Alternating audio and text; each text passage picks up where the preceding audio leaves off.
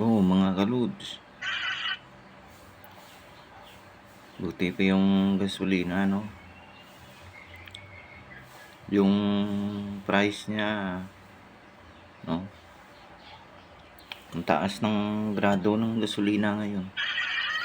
Grades ba? Nung una,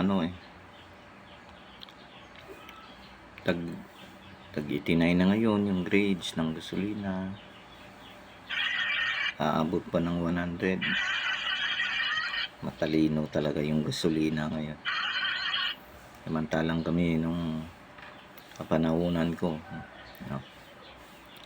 Maka 75 lang, 76. Lagpas, basta pasado lang. Okay na.